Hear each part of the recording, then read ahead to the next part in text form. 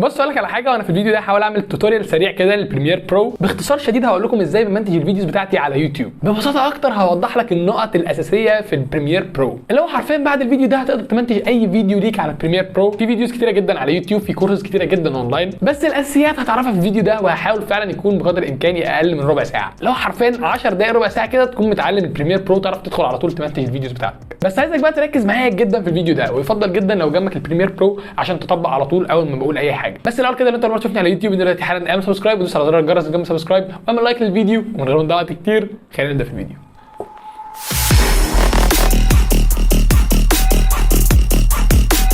اول ما تفتح البريمير برو هيفتح معاك الصفحه دي، هتضغط على نيو بروجكت. طبعا انت عايز تعمل بروجكت جديد، هتعمل فيديو جديد، وهتسمي البروجكت بتاعك اي اسم وليكن مثلا تيست، وبعدين تضغط على اوكي. وهي دي بقى واجهه البريمير برو من جوه. وانا عارف والله انها واجهه تخوف، يعني انا عايز اقول لك انا كانت مرعبه بالنسبه لي الواجهه دي زمان، بس ما تقلقش والله العظيم هتاخد عليها والدنيا هتبقى لذيذه جدا. بعدين هفهمك حاجه فيها، ما تقلقش. يعني اول حاجه كده عندك زي بانر فوق موجود فيه بقى اديتنج وكلر والحاجات دي كلها، بتختار الحاجه اللي انت هتعملها. يعني احنا دلوقتي جايين نقصقص فيديو بتاع، فهنعمل اديتنج من الاخر، فاضغط على اديتنج من هنا فوق، وهي دي الواجهه الاولى اللي هنتعامل معاها.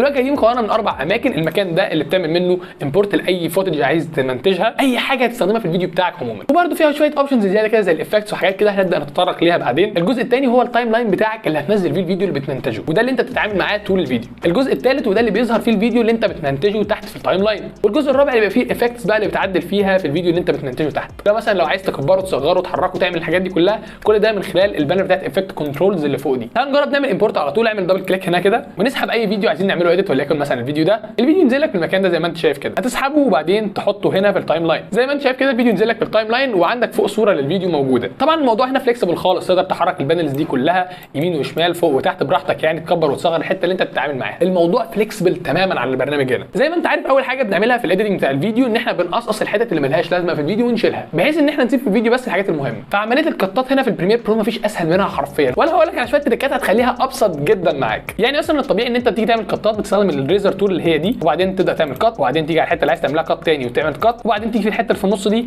وبعدين تدلتها، تدوس ديليت وبعدين تدلت دي كمان. احنا بقى هنوفر كل الوقت ده، ومش هنوفره بقى زي اي حد كده اللي هو كنترول كي والكلام ده خالص. بقول لك ايه، كنترول كده حوار اصلا. فلا، احنا عايزين نقرب كل الحاجات دي مع بعض، بحيث حرفيا تبقى ماسك بايد الماوس والايد الثانيه شغاله على الكيبورد في حته واحده بس. وركز معايا جامد قوي لان الحوار ده هيفيدك جدا والله، وهتدعي لي بعدين. اول حاجه لازم نتفق عليها هي قعده الاديتور. قعده الاديتور ايد شغاله ماسكه الماوس وما بتسيبوش، والايد الثانيه شغاله في الجنب الشمال من الكيبورد. وانا هقرب لك كل الزراير اللي ممكن تستخدمها في الحته الشمال دي بس، بحيث ان ايدك حرفيا ما تتشالش من مكانها، فيوفر معاك وقت ومجهود، وتدعي لي والله العظيم في الاخر. من الاخر كده انا هخليك تعمل القط بتاعك في الفيديو عن طريق حرف الاس بس كده. بص، كل ما تدوس اس تعمل قط، كل ما تدوس اس تعمل قط. عايز تدلت اي حته في النص ممكن تدوس دي، مش ديليت، دي على طول حرف الدي. تمام. طب لو عايز بقى تشيل القطايه وتحرك الحاجات تشفتها يعني تلزق في بعضها، هتضغط شيفت وبعدين دي، مش شيفت ديليت بقى، شيفت دي.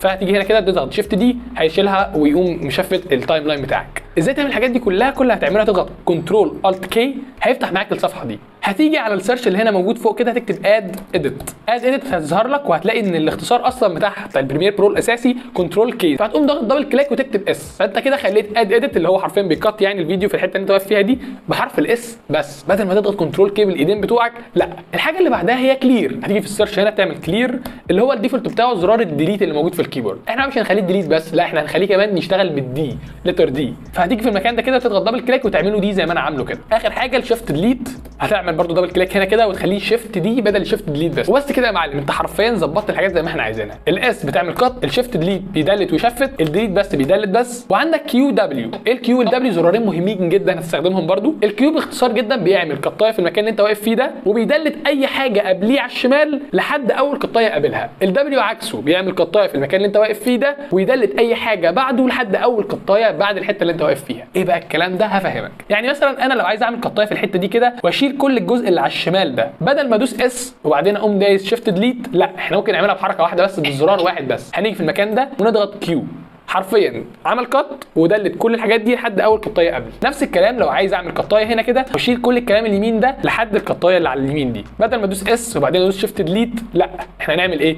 هندوس دبليو. عمل قطايه وشال كل الحاجات اللي على اليمين دي بكليك واحده بس اللي هو حرفيا دبليو. شكرا. فانت حرفيا طول عمليه الايديت بتضغط على 5 زراير بس، الكيو والدبليو والاس والدي والشيفت لو انت عايز تعمل شيفت ديليت يعني، وكلهم حرفيا في ناحيتك الشمال اللي هو حرفيا مش محتاج تحرك ايدك عن الماوس هنا يعني على اليمين. الحوار ده هيوفر معاك وقت جامد جدا حرفيا، واسمع مني هتدعي لي. دي كده عمليه القطات السهله جدا اللي حرفيا بنعملها في اي فيديو. ننقل بقى على ستيب اعلى شويه، وهي انك ازاي تحط تكست في الفيديو بتاعك. عايزك تبع الموبايل ريدمي نوت 10 برو، كل اللي عليك تضغط تي في الكيبورد وبعدين تيجي هنا كده على الصوره من فوق وتكتب الاسم اللي انت عايزه، نوت 10 برو.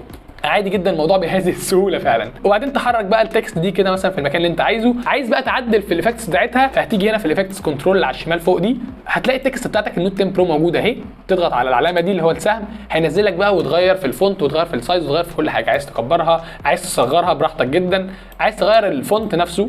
انا بحب الفونت اللي اسمه امباكت ده بيبقى حلو جدا. وبس كده كتبت التكست زي ما انت عايز. الموضوع بهذه السهوله فعلا. عايز تتحكم بقى في التكست في مده ظهورها نفسها في الفيديو، خلينا نزوم كده في التايم لاين عن طريق اللي هو السكرول اللي تحت ده كده. تمسك الدايره دي وبعدين تضيقها كده فبيعمل زوم ان، تعمل العكس تزوم اوت. تمام. فهنزوم كده شويه وتتحكم في مده ظهور التكست بتاعك. التكست جايب العلامه دي اللي هو الطبقه اللي لونها بامبا دي، تبدا بقى تظبطه انت عايزه يظهر لحد فين بالظبط. وليكن مثلا عايزه على القطايه دي كلها زي ما انتم شايفين كده، هو ظاهر في طول الفتره اللي احنا محددينها له. بجد الموضوع بسيط، ما تصعبوش على نفسك، الحوار عبيط جدا يعني. منتج فيديو 2 و3 و10 و20 فيديو هتلاقيك حفظت كل الكلام ده. لو عايز مثلا تضيف صوره فوق الفيديو اللي انت بتمنتجه او تضيف فيديو فوق الفيديو، موضوع سهل جدا. ده عباره عن فوتج هتستخدمها عندك. هنروح فين؟ هنروح على مكان اللي بنعمل منه امبورت كل مره. فهتيجي هنا في المكان اللي على الشمال ده تضغط دبل كليك وناخد مثلا الصوره دي وليكن ونشدها كده ونحطها فوق برده بنفس الفكره. هي عباره عن طبقات زي ما انت شايف كده. عندك تراكات فيديو فوق اللي هي في1 وفي2 وفي3، وممكن تكترهم كمان. تشد دي كده وتطلعها فوق تعمل لك في4، تعمل لك في5، تعمل لك في6، كذا طبقه عادي جدا. فانت عايز تحط حاجه فوق الفيديو فلازم تحطها في طبقه فوقيه. بديهي جدا الكلام ده. فهتجيب الصوره اللي عايز تحطها وتحطها مثلا في المكان ده. الصوره اتحطت زي ما انت شايف كده. طب احنا بقى عايزين نصغرها، نحركها يمين شمال، نحطها في اي حته في المكان في الفيديو يعني في الكادر. فهتعلم على الطبقه اللي عايز تتحكم فيها وليكن دي. خلي بالك الموضوع ده مهم جدا. اي حاجه في البريمير برو او اي حاجه عموما عايز تعمل لها تعديل فلازم تحددها الاول. ما هو البرنامج مش هيشم على ظهر ايده ويعرف انت عايز تعدل في ايه. ما هو ممكن تكون عايز تعدل في اي حاجه ثانيه، فلازم تحدد له الحاجه اللي عايز تعدل فيها. وليكن الصوره دي بنعلم عليها كده ونروح على الايفكت كنترول زي ما انا قلت لكم قبل كده، وتعدل بقى في السكيل اللي هو بيكبر ويصغر زي ما انت شايف كده. البوزيشن ده الاكس بوزيشن وده الواي اللي هو يعني الارتفاع فوق وتحت، وده الاكس اللي هو يمين وشمال. فاهم؟ فمثلا عايزين نحطه هنا كده في المنطقه دي، نصغره شويه كمان الصوره، نحركها شمال شويه ونطلعها فوق شويه وهكذا. ده لو عايز تتحكم فيها. وممكن عادي جدا دبل كليك عليها هنا كده وتبدا تتحكم فيها عادي جدا وتكبرها وتصغرها زي ما انت عايز. الموضوع سهل جدا يعني. بس انا بقول لك على الطرق البروفيشنال يعني. لازم برده ما نبقاش زي الهواه كده نعدل عليها من الصوره هنا، لا عدل عليها من الايفكت كنترولز احسن، بيبقى اسمك راجل بروفيشنال يعني. بعد كده مثلا لو عايز تعمل تعديل في الوان الفيديو بتاعك. عشان نعدل في الوان الفيديو قدامنا اختيار من الاثنين. اول اختيار قدامك انك تحدد مثلا القط اللي انت عايز تعمل لها تعديل في اللون، وليكن مثلا القطايه دي، وبعدين تختار من فوق كلر، هيجيب لك البانر بتاعت الكلر على اليمين. تبدا بقى تعدل في الالوان زي ما انت عايز، تفتح تغمق، تلعب في الكونتراست، تلعب في الهايلايت زي ما انت عايز براحتك. بس ده تعديل هواه. ليه بقى؟ لان انت كده حرفيا عدلت في الوان القطعه دي بس. طب انا عايز اعدل في الوان كل القطات اللي انا عملتها دي. نعمل ايه بقى؟ هنا يجي دور الادجستمنت لايرز. من اسمها كده هي زي طبقه بتحطها فوق الفيديو الرئيسي بتاعك وتعدل فيها في الالوان، فتطبق على اي طبقه تحتها. الموضوع سهل جدا. هتيجي هنا على الخانه اللي بنعمل منها امبورت وبعدين توسع دي كده شويه، هتلاقي عندك زي ورقه متنيه كده، تضغط عليها تعمل نيو ايتم وبعدين ادجستمنت لاير، تضغط على اوكي وبعدين هتنزل لك هنا كده. هنعمل زوم اوت بس من هنا كده وبعدين ننزل ادجستمنت لاير عندنا في التايم لاين وهنا اهو كده، ونبدا بقى نشدها كده لانها تبقى مكمله معانا في الفيديو كله. دي الطبقه اللي هنحط فيها الالوان بتاعت الفيديو اللي هنعدلها وهتطبق على باقي الفيديو كله. ده اللي لازم تاخد عليه على فكره. بعد كده ما ينفعش تعمل تعديل الوان على الفيديو نفسه الرئيسي. افرض مثلا عايز تعدل عليه بعدين او كده، بعد ما تعمل القطات هيبقى الموضوع صعب جدا. فاسهل حاجه انك تعمل طبقه تلونها، ولو عايز تشيلها تدلتها عادي جدا، لو عايز ترجعها تاني ترجعها تاني. الموضوع سهل. فاحنا حاطين ادجستمنت لاير اهو، هنعمل عليها كليكايه وهيظهر لك هنا كده الاوبشنز اللي ممكن تعدل فيها في الالوان. تعالى نمسك كده الالوان نتكلم عنها واحده واحده كده باختصار شديد جدا. الموضوع كبير قوي فعلا وعايزه فيديو لوحده او فيديوين كمان، لان تعديل الالوان ده حرفيا علم وعايز كورسز كتيره وبتاع، واللي هو حرفيا عباره عن مرحلتين كلر كوركشن اللي هو بتعدل فيها الالوان، اللون الازرق والاحمر والاصفر والحاجات دي كلها، وبعدين تنقل على المرحله اللي بعدها اللي هو الكلر جريدنج ان انت تدي سيم الوان معين لفيديوهاتك. الموضوع فعلا متشعب جدا يعني. وهنا انا بستخدم البريمير برو 2020 فممكن يبقى مختلف شويه عندك في حوار الكيرفز ده، لان الاصدارات القديمه ما كانش فيها الحوارات اللي تحت دي الكيرفات دي كلها. فهي دي الحاجه الوحيده اللي هتبقى عندي مختلفه عنك لو انت بتستخدم اي اصدار قديم، لكن كل الاصدارات فيها نفس البيزك كوركشن والكرييتيف والحاجات دي كلها.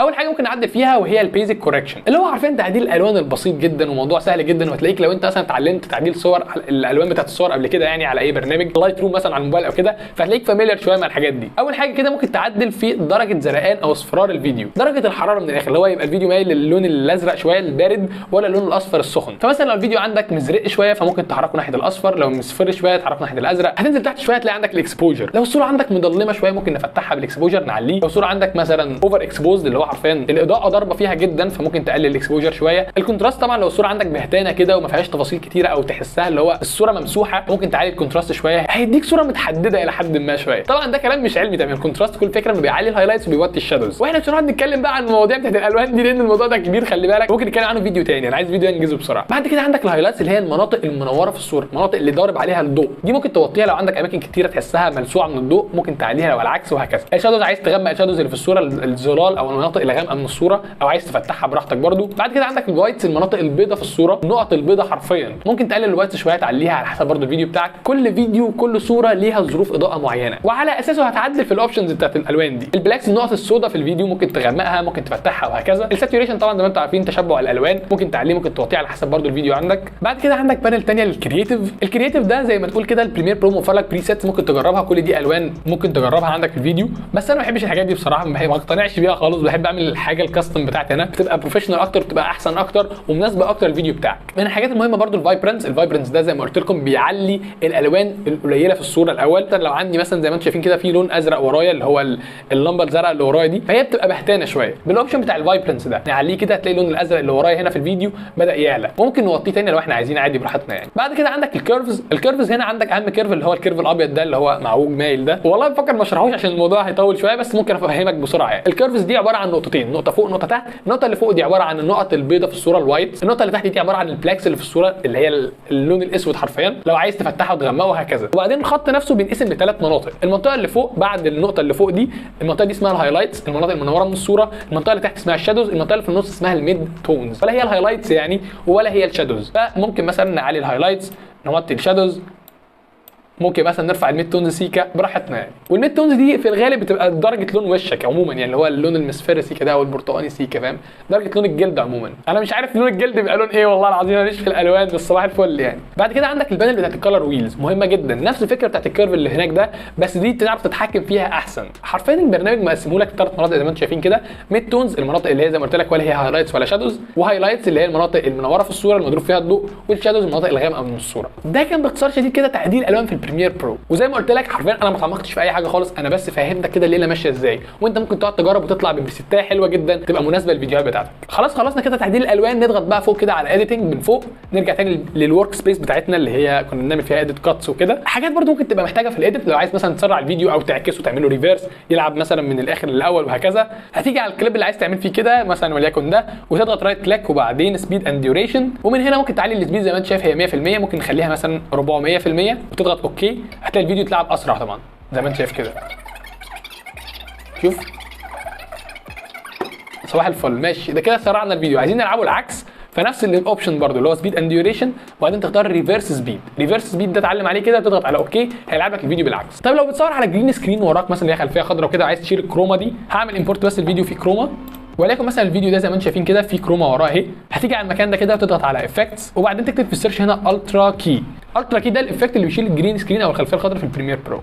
هتسحبه وتشده وتحطه هنا كده على الفيديو بتاعك عليه نفسه هو وبعدين تضغط على الافكت كنترولز بتاع الفيديو ده، هتنزل تحت كده هتلاقي مكان للالترا كي اهو. القلم ده بقى تضغط عليه وتختار اللون الاخضر اللي عايز تشيله او اي لون تاني عايز تشيله، وفي ثانيه حرفيا الجرين سكرين اتشالت خلاص. تركاسه عليك لو برده البرنامج ما قصهاش كويس قوي واللي هو حرفيا مثلا في حتت خضراء لسه باينه او كده، فهتيجي على سيتنج من هنا كده وتختار اجريسيف، بيشيل الجرين سكرين بالظبط بقى اللي هو الاطراف تلاقيها شارب جدا والموضوع بيبقى بروفيشنال قوي. بعد ما تخلص هتعمل اكسبورت، فهتيجي على فايل من فوق هنا وبعدين تضغط على اكسبورت، ومن اكسبورت هتختار ميديا او ليها اختصار سريع كده في الكيبورد كنترول ام هيفتح لك الاكسبورت على طول. ومن الصفحه دي هتختار السيتنجز اللي عايز تكسبورت بيها الفيديو. لو هتعمل اكسبورت على اليوتيوب زيي فانا بستخدم الاوبشنز دي. الفورمات بتختارها اتش.264 ده الفورمات اللي اليوتيوب بينصح بيه يعني. والبريسيت من هنا انا بختارها ماتش سورس هاي بت ريت، ممكن تختارها ادابتيف هاي بت ريت كمان، ده بيديك كواليتي اعلى وبيديك حجم فايل اكبر كتير. او والله ممكن تنزل تحت كده تختار مثلا انك عايز ترفع الفيديو مثلا 1080 على يوتيوب، شكرا هتختار لها من هنا. ولو بترفعها 4K زي حالاتي فممكن اختار ان انا برفعها 4K هنا على يوتيوب، وهو هيعمل لك الاوبشنز اللازمه ليوتيوب.